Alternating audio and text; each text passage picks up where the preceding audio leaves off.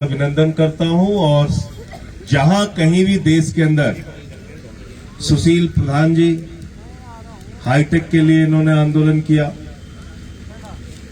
जहां कहीं भी आंदोलन की बात आती है मैं अपने आप को रोक नहीं पाता। किसी भी वर्ग का आंदोलन हो, मैं समझता हूं उसमें पहुंचना चाहिए, उनकी आवाज में आवाज मिलाना चाहिए।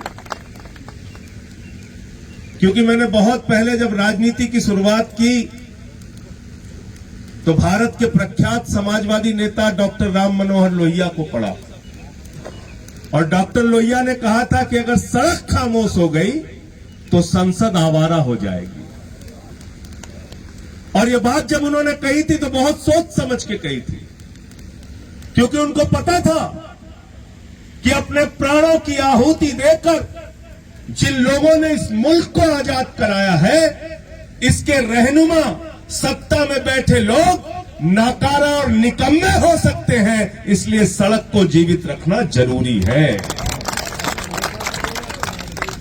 बगैर सड़क के संसद ठीक से काम नहीं करती। और ये बात अगर किसी ने दिखाया तो हिंदुस्तान के अन्नदाताओं ने दिखाया, किसान भाइयों ने दिखाया। 1-2 दिन 4 दिन महीने भर नहीं, पूरे 1 साल तक हिंदुस्तान की सड़कों को गर्म करके बताया कि संसद में बैठे हुए लोगों हमारे सामने झुको और हमारी आवाज को सुनो। आपने मजबूर किया देश के प्रधानमंत्री को, देश की सरकार को। और पता नहीं आपको याद होगा कि नहीं याद होगा, सुखबीर जी उस समय के वीडियो पार्लियामेंट के पड़े होंगे, देख लीजिएगा। सुनील भाई, जब ये तीनों काला कानून आया पार्लियामेंट के अंदर, मैं उस समय संसद में था, और संसद में मैं टेबल पे चढ़ गया। टेबल पे चढ़ के मैंने माइक तोड़ दिया। पूरे देश में मेरी आलोचना हुई, कहने लगे संजय सिंह ने माइक तोड़ दिया, मर्यादा पार कर गए। तो मैंने कहा, बेईमानो, अगर तुम देश के अन्नदाताओं की हड्डी तोड़ोगे तो मैं माइक तोड़ूंगा। 750 किसानों ने अपनी शहादत दी है उस आंदोलन में। 750 किसानों ने, पंजाब के, हरियाणा के, उत्तर प्रदेश के, राजस्थान के, पूरे देश के किसानों ने अपने प्राणों की आहुति देके वो तीनों काला कानून जो इस देश के किसानों को गुलाम बनाने की कोशिश थी, उसको रोकने का काम आप लोगों ने किया। पहले तो इसके लिए हृदय से बधाई देना चाहता हूं। और जब जब किसानों की बात आती है, अन्नदाताओं की बात आती है, मैं एक ही बात कहता हूं। मैं कहता हूं, प्रधानमंत्री जी, देश में बैठी हुई सरकारें, ये हमारे सांसद, ये विधायक, ये केंद्रीय मंत्री, ये मुख्यमंत्री, ये जिनका दिया हुआ खाते हैं वो इस देश के अन्नदाता है। अरे जानवर भी जिसका दिया हुआ खाता है उसके प्रति वफादारी निभाता है। तुम जिसका दिया हुआ खाते हो उसके पीठ में छुरा मारते हो, उसकी जमीनें कब्जा कर लेते हो औने पौने दामों पे। बिल्कुल ठीक कहा सुनील भाई ने। मैं एक आंदोलन में पिछली बार भी आया था। ग्रामीण क्षेत्र को जब मन में आता है शहर घोषित कर देते हैं, फिर उसी शहर को ग्रामीण घोषित कर देते हैं। ये क्या ड्रामा है? आप क्या कर रहे हैं इस देश के किसानों के साथ? अगर 3000 एकड़ जमीन यहां के तहसीलदारों ने, यहां के अधिकारियों ने बना रखी है, तो एलआईयू के लोगों जाकर अपने मुख्यमंत्री से भी बता दो और अपने जिलाधिकारी से भी बता दो, ये कूड़ा यहां डंपिंग यार्ड में नहीं गिरेगा, ये कूड़ा उन्हीं के जमीनों में गिरेगा। उन्हीं के जमीनों में कूड़ा गिरेगा। ये कूड़ा यहां नहीं गिरेगा ग्रामीण क्षेत्र की जमीन पर। और जिस जमीन पर सम्राट मिहिर भोज जी की स्मृति में पंचायत भवन बनाने की बात हुई है, जिस जमीन पर अपने बच्चों के लिए ग्राम सभा स्कूल बनाना चाहती है, जिस जमीन पर अस्पताल बनाने का प्रस्ताव गया है, उस जमीन पे तुम कूड़ा गिराने की बात अगर कर रहे हो तो न सिर्फ इस गांव के लोग, पूरे देश का किसान इनके साथ इस आंदोलन में शामिल होगा। और मैं भी कह रहा था सुखबीर जी से, कई राज्यों में इस बात के कानून हैं कि ग्राम सभा की अनुमति के बगैर कोई उनके क्षेत्र में घुस नहीं सकता। बहुत पहला मामला एक हुआ था केरल के अंदर, वहां पेप्सी कोला वाले अपनी कंपनी लगाना चाह रहे थे। पेप्सी कोला वालों ने पूरी कंपनी लगाने की तैयारी कर ली। ग्राम पंचायत ने प्रस्ताव पारित किया कि हम पेप्सी कोला की कंपनी अपने गांव में लगने नहीं देंगे, और केरल के हाई कोर्ट ने भी उस पर मोहर लगाई, वो कंपनी लगने नहीं पाई। सोचिए कितने हजारों करोड़ की कंपनी पेप्सी कोला वो हार गई। तो उत्तर प्रदेश में भी इस बात के लिए बड़ा आंदोलन होना चाहिए, बड़ा आंदोलन होना चाहिए कि ग्राम सभा की अनुमति के बगैर, ग्राम प्रधान ग्राम पंचायत की अनुमति के बगैर कोई भी आपके गांव में घुसपैठ नहीं कर सकता, आपकी जमीनों पे कब्जा नहीं कर सकता। और जो जनहित के कार्य होंगे उसके लिए गांव के लोग बैठेंगे, वो प्रस्ताव पारित करेंगे, वो आपको जमीन देंगे। आप हमारा कारण पकड़ के हमारी जमीनें नहीं छीन सकते। यह व्यवस्था होनी चाहिए। और ग्राम स्वराज की बात तो राष्ट्रपिता महात्मा गांधी ने हमको बता के वो गए हैं। ग्राम स्वराज, गांव का अपना स्वराज, अपना राज। लेकिन आज बड़े अफसोस की बात है, इन मुद्दों पे बात नहीं होती। एमएसपी की गारंटी की बात हुई, हमारे प्रधानमंत्री जी कहते हैं किसानों की आमदनी दोगुना करेंगे। अरे किसानों की आमदनी दोगुना करना तो दूर, अन्नदाता आत्महत्या कर रहा है। आप कहते हो इस देश को हमने तरक्की के शिखर पे पहुंचा दिया। 80 करोड़ लोगों को सरकार खुद ही अनाज देने की बात करती है। यानी आप मानते हो कि 80 करोड़ लोगों को इस देश में अनाज की जरूरत पड़ रही है। यानी आप मानते हो कि 80 करोड़ लोग इस देश के अंदर गरीब हैं, जिनके पास अनाज की व्यवस्था नहीं है। फिर कैसा आत्मनिर्भर भारत आप बना रहे, बताइए। आपने 2 करोड़ नौकरियां देने की बात हर साल कही थी। आपने नौजवानों से कहा 2 करोड़ रोजगार देंगे। अभी पार्लियामेंट के अंदर सरकार ने जवाब दिया, 8 साल में 22 करोड़ लोगों ने नौकरी सरकार से मांगी, मात्र 7 लाख नौकरी 8 साल में दी गई है। यह है सरकार का आंकड़ा, यह मेरा आंकड़ा नहीं है। 11 लाख करोड़ रुपए चंद पूंजीपतियों का इस सरकार ने माफ किया है। बहुत पढ़े लिखे हैं सुनील भाई, फौज में भी रहे हैं, लेकिन मैं अगर इनसे कहूं कि 11 लाख करोड़ लिख दो तो जीरो लगाते लगाते थक जाएंगे। इतना रुपया चंद पूंजीपतियों का माफ किया गया। आपके लिए पैसा नहीं है, रोजगार के लिए पैसा नहीं, किसान के फसल के दाम के लिए पैसा नहीं, अडानी के ऊपर लाखों करोड़ रुपए लुटाने के लिए पैसा सरकार के पास है। ये सवाल कौन पूछेगा? ये सवाल हमको और आपको पूछना पड़ेगा मित्रों। 5.5 लाख करोड़ रुपए का कॉर्पोरेट टैक्स माफ कर दिया जाता है। हमारे ऊपर तो लगातार टैक्स लगाते हो, डीजल पे टैक्स, पेट्रोल पे टैक्स, सरसों का तेल महंगा, दूध महंगा, दही महंगा, छाछ महंगी, आटा महंगा, दाल महंगा, चावल महंगा, कैंसर की दवा महंगी, हार्ट की दवा महंगी, टीबी की दवा महंगी, किडनी की दवा महंगी। 814 जीवन रक्षक दवाओं पे इस सरकार ने टैक्स बढ़ाने का काम किया। आप महंगाई से लोगों को मार रहे हो, टैक्स के बोझ से लोगों को मार रहे हो, और अपने चंद पूंजीपति मित्रों को फायदा पहुंचाने के लिए काम करते हो। अगर एक गरीब किसान 2 लाख रुपए का कर्जा बाकी है, 5 लाख रुपए का बैंक का कर्जा बाकी है, पूरे गांव में उसको अपमानित किया जाता है, पोस्टर लगा देते हैं, घर पे तहसीलदार आता है, पकड़ के ले जाता है, हवालात में बंद करता है। संजय सिंह जी आपका 10 लाख रुपए बाकी है, चलो हवालात में बंद हो जाओ। सुखबीर जी आप 5 लाख रुपए के कर्जदार हो, चलो हवालात में बंद हो जाओ।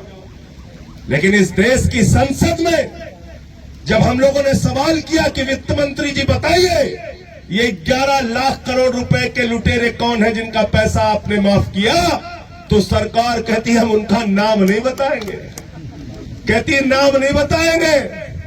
बहन पूनम पंडित जी आप बैठी है, हमारी भारतीय परंपरा में पत्नियां अपने पति का नाम नहीं लेती, तो मोदी जी की सरकार पूंजीपतियों की पतिव्रता पत्नी हो गई है। नाम नहीं लेंगे, करे हम नाम नहीं लेंगे, नाम नहीं बताएंगे किसका किसका माफ किया, नाम नहीं बता रहे, नाम नहीं बता रहे। ये लड़ाई लड़नी पड़ेगी आपको नौजवानों। अगर आपके मन में गुस्सा है तो महंगाई चरम पे बढ़ा दी, रोजगार देते नहीं, किसान को उसके फसल का दाम देते नहीं, बुलेट ट्रेन किस रूट पे चल रही है आज तक हम लोग खोज रहे हैं, 15 लाख कब आएगा पता नहीं। आगरा में एक नौजवान के साथ घटना हो गई, 8 लाख रुपए किसी से कर्जा ले लिया, उसने शिकायत थाने में कर दी, थानेदार उसको पकड़ के मारने लगा, बोला पैसा दे पैसा दे। नौजवान ने कहा थानेदार साहब अब मत मारना, मोदी जी का 15 लाख आ रहा है, एक एक पैसा वापस कर दूंगा। पूरे देश की ठगी कर दी, पूरे देश को मूर्ख बनाने का काम किया। इसलिए आप लोगों से कहना चाहता हूं, जो आपकी जिंदगी से जुड़े हुए सवाल हैं उन पर आवाज उठाइए। आज आप देखिए अग्निवीर की योजना लेके आए, यहां पे कमांडो अशोक जी बैठे हैं, सुखबीर भाई बैठे हैं, सुनील फौजी जी बैठे हैं, इनके सामने मैं क्या बोलूं। इन लोगों ने तो भारत माता की रक्षा के लिए -45 डिग्री टेम्परेचर में भी देश की सेवा की और +50 डिग्री टेम्परेचर में जैसलमेर में भी देश के लिए सेवा की। और आज भारत की सेना को आप ठेके पे रख रहे हैं, 4 साल के लिए सैनिक बना रहे, 17 साल में हमारा नौजवान सैनिक बनेगा, 21 साल में पूर्व सैनिक बन जाएगा और अमित शाह का बेटा जैसा हजारों करोड़ की संपत्ति का मालिक बनेगा, बीसीसीआई का सेक्रेटरी बनेगा, तुम्हारे लड़के हजारों करोड़ का व्यापार करेंगे और हमारे बच्चे -45 डिग्री टेम्परेचर और +50 डिग्री टेम्परेचर में देश की सेवा करेंगे। ये दोहरी व्यवस्था क्यों कर रहे हो? अरे कम से कम जो 17 साल की नौकरी थी वो बहाल होनी चाहिए। अग्निवीर न सिर्फ नौजवानों के पेट और पीठ पर लात मारने का काम है, बल्कि अग्निवीर की योजना भारत की सीमा की सुरक्षा के साथ गद्दारी है। मैं कहना चाहता हूं यह भारत की सेना की सुरक्षा के साथ, सीमा की सुरक्षा के साथ गद्दारी है। ऐसी ऐसी योजनाएं आप ला रहे हैं, लेकिन एक ही बात मैं कहूंगा, इन सारे मुद्दों पे काम तब होगा, ये सारी लड़ाई आगे तब बढ़ेगी जो बात खलीफा जी ने कहा कि हमको अफीम जो खिला दी गई है उसका इलाज पहले करना पड़ेगा। और अफीम क्या है? हिंदू मुसलमान वाली अफीम। 4 साल 11 महीने हम लोग इंसान रहते हैं, जैसे 1 महीने चुनाव आता है कोई ठाकुर हो जाता है, कोई ब्राह्मण हो जाता है, कोई दलित हो जाता है, कोई पिछड़ा हो जाता है, कोई अगड़ा हो जाता है, कोई हिंदू हो जाता है, कोई मुसलमान हो जाता है। बंद कीजिए ये सब। 135 करोड़ हिंदुस्तानी हैं हम लोग और 135 करोड़ हिंदुस्तानियों का ये मुल्क है। आप क्या कर रहे हैं इस देश के अंदर? भारत के बजट को पढ़िए। और बिल्कुल सही कहा था चौधरी चरण सिंह जी ने कि एक निगाह अपने खेत पर रखो और एक निगाह दिल्ली के तख्त पर रखो। अगर खेत से निगाह हटी तो फसल बर्बाद हो जाएगी, दिल्ली के तख्त से निगाह हटी तो नस्ल बर्बाद हो जाएगी।